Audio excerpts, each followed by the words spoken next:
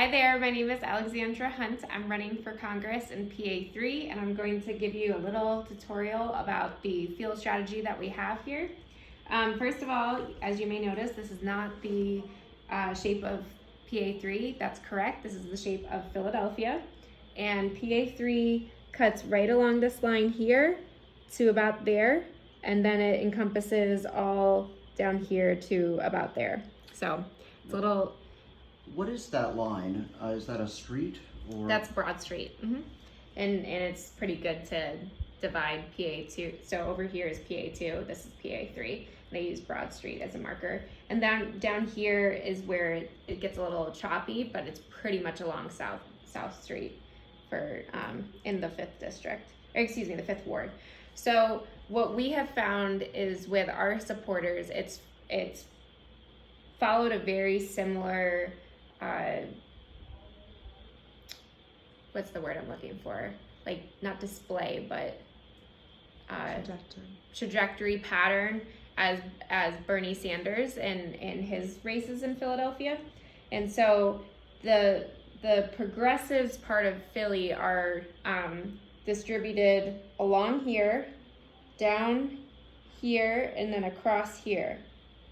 Out here, it's a little more moderate. Up here, it's a little more moderate.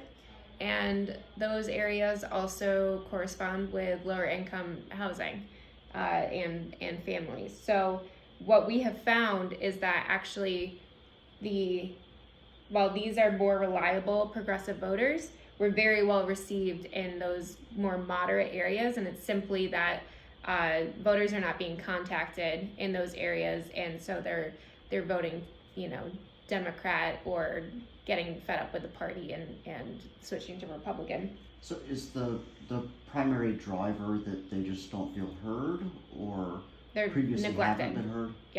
Yeah, they're neglected, not contacted, just kind of left to fend for their own. They're on their own on the outskirts of the system and the machine.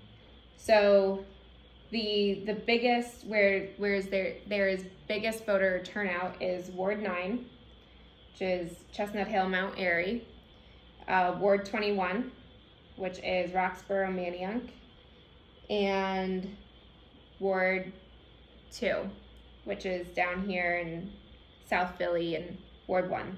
Those are very progressive areas. We also have a lot of support right here in Ward 8, which is Center City, and Ward 27, which is University City and Precedence of West Philly. And then Ward 46 is West Philly as well, around Malcolm X Park. And then up here is Fairmount, and we've got support here as well. So how do the wards get determined? Is that part of the same process that they do to draw lines between congressional districts? Yeah, it's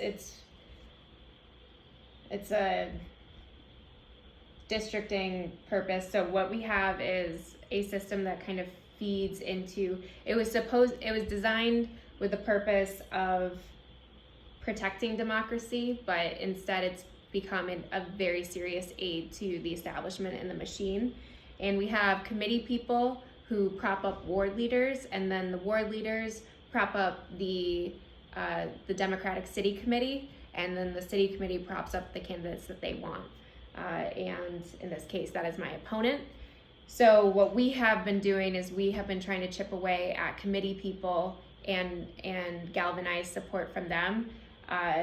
We do have some ward leaders who are quietly supporting, but the endorsement of the city committee, of course, went to my opponent.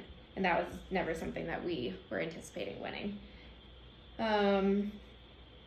What else? So, in terms of the on-the-ground plan, where are people going to be tomorrow? I mean, I assume all over the district, but...